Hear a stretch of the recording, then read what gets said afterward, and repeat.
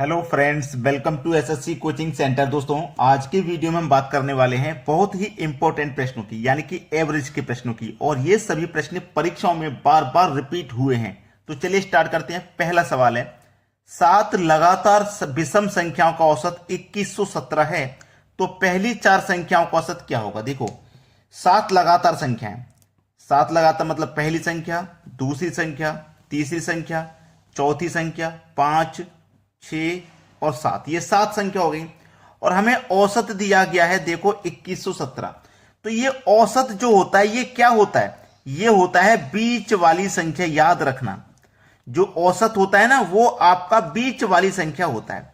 तो इन 7 संख्याओं में 2117 आपकी बीच वाली संख्या है। तो 7 संख्याओं में 3 इधर से छोड़ दो, 1 2 3, 3 इधर से छोड़ दो, 1 2 3, तो बीच में हम यहां पे आ जाएंगे, यानी कि 2117 ये बीच वाली संख्या होगी। अब संख्या कैसी है, लगातार संख्या है और वो भी विषम। तो 2117 के बाद में विषम संख्या कौन सी आ जाएगी, 2119 आ जाएगी। क्लियर है यहां तक। अब 2119 के बाद में क्या आ जाएगी भैया, 2121 आ जाएगी और फिर 2123 आ जाएगी। यहां तक क्लियर। 2117 से पहले 2115 आ जाएगी विषम, यहां 2113 आ जाएगी और यहां 2111 आ जाएगी। क्लियर है यहां तक बात। अब उसने बोला था कि पहले 4 संख्याओं का औसत क्या होगा। ये तो 7 संख्याएं, 7 संख्याओं का औसत 2117 है, तो पहली 4 संख्याओं का औसत क्या होगा। पहली 4, 1 2 3 4, ये वाली पहली 4 संख्याओं का औसत क्या होगा। आपको अच्छे से मैंने बता दिया है, जो औसत होता है ना वो बीच वाली संख्या होता है। अब इन 4 संख्याओं में बीच वाली संख्या कौन सी है, कोई सी भी नहीं है। देखो 1 2 3 4, तो जो बीच वाली संख्या होगी ना वो इन दोनों संख्याओं के बीच में आएगी। 2 इधर से छोड़ोगे, 2 इधर से, तो बीच में आएगी इन दोनों की संख्या। 2113 और 2115 के बीच में कौन सी संख्या आ जाएगी, 2114 आ जाएगी। ठीक है, 2114। तो 4 संख्याओं का औसत क्या हो जाएगा, 2114। ये आपके सवाल का बिल्कुल सही जवाब हो जाएगा। तो ऐसा प्रश्न कभी भी एग्जाम में आए, आप बिल्कुल भी परेशान मत होना। तरीका मैं आपको बता रहा हूं, बड़े आसानी से आप बना लोगे। चलिए अब देखते हैं अगला प्रश्न। अगला प्रश्न है, 5 लगातार संख्याओं का औसत 63 है, तो पहली और अंतिम संख्या की गुणा क्या होगी। 5 लगातार संख्याओं का औसत 63 है, 5 संख्या, पहली संख्या, दूसरी, तीसरी, चौथी, पांचवी, औसत है 63। मैंने आपको बताया औसत क्या होता है, बीच वाली संख्या। तो इसका मतलब बीच वाली संख्या आपकी 63 है। 2 इधर से छोड़ दिया, 2 इधर से, बीच वाली संख्या 63 है। संख्या कैसी है, लगातार। लगातार जब संख्या है तो 63 के बाद में 64 आ जाएगा, 64 के बाद में 65, 63 से पहले 62 आ जाएगा, 62 से पहले 61। ठीक है, बोला क्या गया है, पहली और अंतिम संख्या की गुणा। पहली संख्या ये है और अंतिम संख्या ये है, तो पहली संख्या और अंतिम संख्या की उसने गुणा पूछी है, दोनों का गुणा करना है। तो कर दीजिए भैया, 61 और 65 का गुणा करना है। तो 5 एकम 5 हो जाएगा, क्रॉस मल्टीप्लाई होगा, 5 छक्के 30, 6 एकम 6, 30 और 6 36। ठीक है, 30 और 6 36, 36 का 6, कैरी का 3 हो जाएगा, 6 6 36, 36 में जोड़ेंगे कैरी का 3 तो 39। ये आपके प्रश्न का बिल्कुल सही जवाब हो जाएगा, 39 65। ठीक है, दोनों का गुणा पूछा था ना, गुणा हमने बता दिया। चलिए अब देखते हैं अगला सवाल। अगला प्रश्न है, 5 लगातार विषम संख्याओं का औसत 113 है, तो उनमें से दूसरी सबसे छोटी संख्या कौन सी है। दूसरी सबसे छोटी, ठीक है, ये ध्यान रखना। 5 संख्या, 1 2 3 4 5, औसत कितना है, 113। औसत का मतलब होता है बीच वाली संख्या। तो देखो बीच में, यानी कि यहां पे आ जाएगा आपका 113। 2 इधर से छोड़ देंगे, 2 इधर से, तो बीच में आ जाएगा 113। लगातार संख्याएं वो भी विषम, तो 113 के बाद में विषम 115 और फिर 117। 113 से पहले 111 और फिर 109 हो जाएगा। ठीक है, ये समझ में आ गया।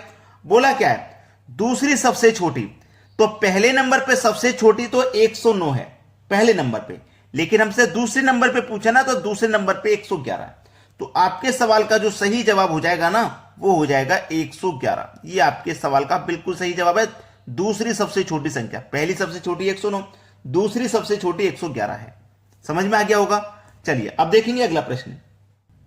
अगला प्रश्न है 6 लगातार सम संख्याओं का औसत 207 है, तो सबसे छोटी और सबसे बड़ी संख्या का योगफल क्या होगा। 6 लगातार सम संख्या 1 2 3 4 5 6, ठीक है।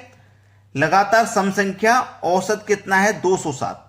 अब मैंने आपको बोला है कि जो औसत होता है वो बीच वाली संख्या होता है। अब मैं इसे बीच में कहां रखूंगा, 1 2 3 4 5 6, 6 संख्याएं बीच में रखना होता है औसत।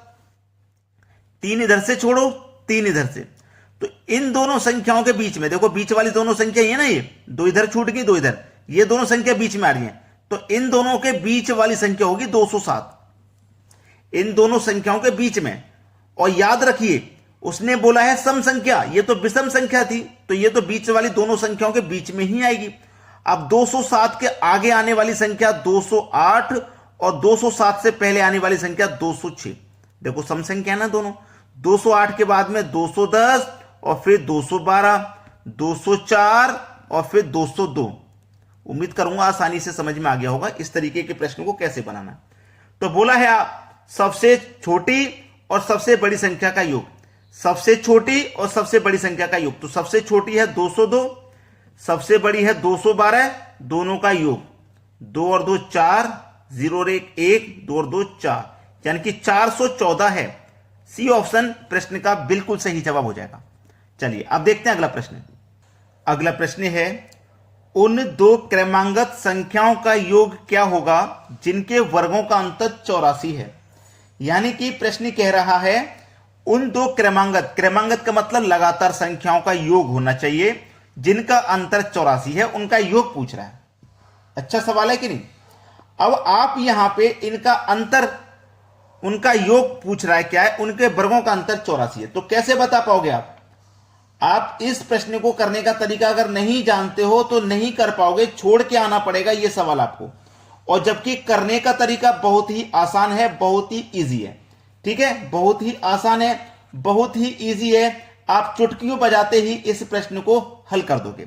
कैसे कर दोगे कि आपके पास जो वर्गों का अंतर दिया गया है, आपके पास जो वर्गों का अंतर दिया गया है उस अंतर को लिख लीजिए।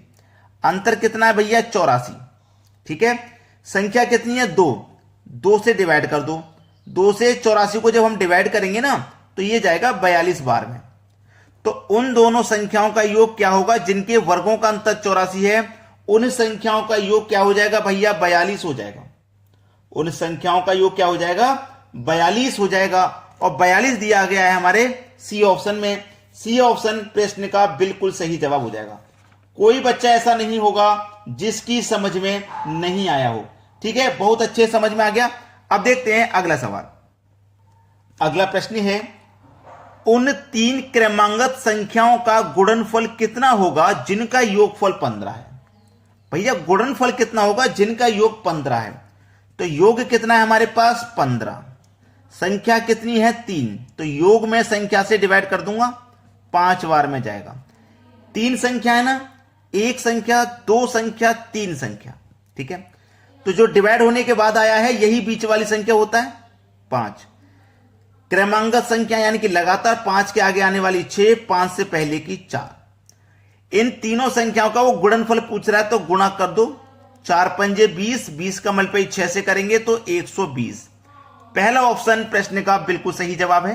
तो दोस्तों अगर आपको वीडियो पसंद आया है तो एक लाइक तो आपको बनता है, एक लाइक तो करके जाइए, ठीक है दोस्तों, धन्यवाद।